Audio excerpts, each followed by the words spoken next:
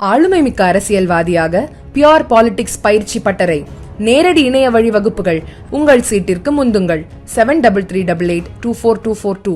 உத்தரப்பிரதேசத்தின் பிருந்தாவனத்தில் உள்ள பிரசித்தி பெற்ற பாங்கே பிஹாரி கோவில் நிர்வாகத்தை மாநில அரசின் கட்டுப்பாட்டில் கொண்டுவரும் அவசர சட்டத்திற்கு உச்சநீதிமன்றம் தடை விதித்தது.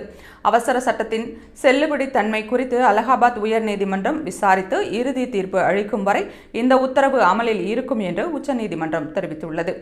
இந்த அவசர சட்டத்தை எதிர்த்து தாக்கல் செய்யப்பட்ட மனுக்களை அலகாபாத் உயர்நீதிமன்ற விசாரணைக்கு மாற்றி உச்சநீதிமன்ற நீதிபதிகள் சூரியகாந்த், ஜெயமால்யா பாக்சி அடங்கிய அமர்வு பிறப்பித்த உத்தரவில் அவசர சட்டத்தின் கீழ் கோவில் நிர்வாகத்திற்காக அறக்கட்டளையை உருவாக்கும் அரசின் அதிகாரம் நிறுத்தி வைக்கப்படுகிறது.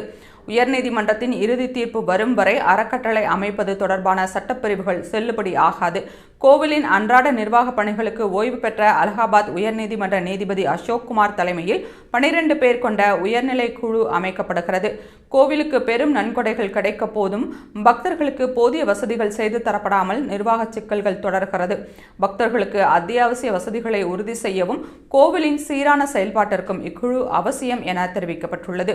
இதேபோல கோவில் உட்கட்டமைப்பு மேம்பாட்டு திட்டத்திற்காக கோவில் நிதியிலிருந்து நிலம் கையகப்படுத்த மாநில அரசுக்கு அனுமதி அளித்து கடந்த மே 15ஆம் தேதி பிறப்பித்த உத்தரவையும் உச்சநீதிமன்றம் திருத்தியது.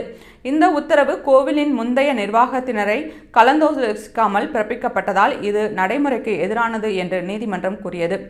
இந்த கோரிக்கையில் அனுமதி மறுத்த உயர்நீதிமன்றத்தின் 2023ஆம் ஆண்டு தீர்ப்பை மாநில அரசு மேல்முறையீடு செய்ததால் நிலம் கையகப்படுத்துவதற்கு கோவில் நிதி பயன்படுத்தப்படக்கூடாது என்ற நிலையே தொடரும் என்று தெரிவிக்கப்பட்டுள்ளது.